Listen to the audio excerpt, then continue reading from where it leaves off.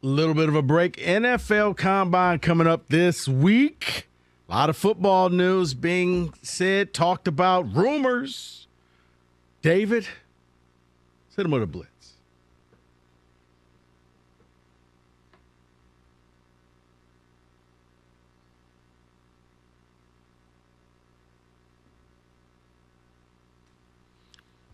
All right, what do you got, David? Yeah, I want to start off with this. I just want to give you a chance to celebrate for a quick minute, Mike, because the Giants do plan to release wide receiver Kenny Golladay on March 15th. It will save them $6.7 million.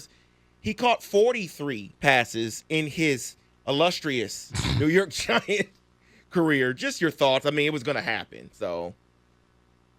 A large piece of human waste. With a $72 million price tag. Worst free agent signing, you'll understand this one, Mike. Kenny Golladay, Alvin Harper. Only one I could think that compares to what you just said, Albert Hainsworth. It's one of the all-time bad free agent signings. Like maybe Brock Osweiler. I don't know. Literally, they signed him. The GM is scrambling to find the receipt. No. Wait. We can take him back. I'm not done. Next. I'm glad you said Albert Hainsworth. That kind of transitions to what I want to do here. What, people who kick people? No, there's some Commanders news out here. The big one I'm going to say for last is quick ones. Commanders release Carson Wentz. Just what do you guys think the rest of his career looks like? He's not going to be a starter. For who? Carson Wentz. He doesn't even enter a training camp this year. Wow. He's completely radioactive. He'll be on the training camp. He's a backup. He's going to be a career backup. To me, the San Antonio Brahmas? He's on that Marcus Mariota plan where they're just good enough to play for you for a couple of games, but don't ask him for anything past 3 games. I think there's going to be an investigation, and they come out, and it's like, yeah, Carson Wentz is actually a witch. And he does voodoo and stuff, and we don't want him in the room. That teams can't get rid of this guy fast enough. Maybe he's actually a witch. And then, of course, it was expected Commanders tag Daron Payne, but those aren't the big storylines from the Commanders I want to focus on. It's Daniel the same Snyder. owner? Yeah. And what did I told you he was never going to let Bezos. The league is doing what they're doing here because Bezos was going to pay $7 billion. He was going to be the Huckleberry. The money doesn't mean anything. He would buy it. It's the Latte Larry Spite store. He hates Snyder. Snyder hates him. And Snyder wouldn't even let him bid. And the fear is now nobody will even get to $6 billion. And the owners are IMF, which does not stand for my friend. You just cost us $1 billion in franchise fee that we all got to split. Here's the deal. Now we're going to vote your ass out. They will ratify to remove him as the owner. They gave him his chance. So let me get this straight. All the horrible things that he was rumored to do, not enough to vote him out. That's right. The cheerleading scandal. That's right. Not enough. All of the heinous language used in emails. Also correct. Not enough. Correct. You screwed us out of $1 billion. Bang! You're the jerk. We're going to vote you out. Wow. The way it works. Okay. Money talks, right? I guess. By the way, how much you got to hate somebody to not take $1 billion extra on the deal? I mean, that is a serious level of hate. It benefits you, Daniel. But knowing that I sold to... See, I always thought that Bezos was going to get a third person and be that silent partner. Like, I'm going to sell it to Jay-Z. Jay-Z, where you got all this money? Don't worry about it. I got the money. Jay-Z owns 2 pairs of socks. I got the money.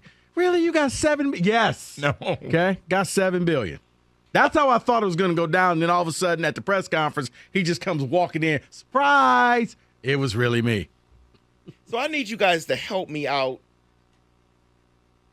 I need help understanding something here. And it's regarding Aaron Rodgers. Okay. So he went into the dark. Well, before he went into the dark, he was on Pat McAfee's show, and he says his inner circle is the only people that know what he does and why he does it and all this bull crap that he wanted to give excuses about, right? So then he goes into the dark, says it's to help him make a decision. He's going to come out of there and have a decision. Well, he's come out of the dark. No decision's been made. And the GM for the Packers has said today Yeah. he has not spoken to Aaron Rodgers since the end of the season. How, Aaron Rodgers, can you make a decision and you don't talk to the guy that can make the decision and help make you? Here's what happened to Aaron Rodgers. He realized that while he was gone for 4 days, we forgot about him. We stopped talking about him, and life moved on. And he thought it was going to be a gigantic press conference outside the cave with microphones and cameras. Hey, how was it? And he comes out with the 4-day growth on his beard, and it's just not there. No one cares. No one cares, Aaron. You want to play here? Fine. You don't? We don't care. David, he's gone.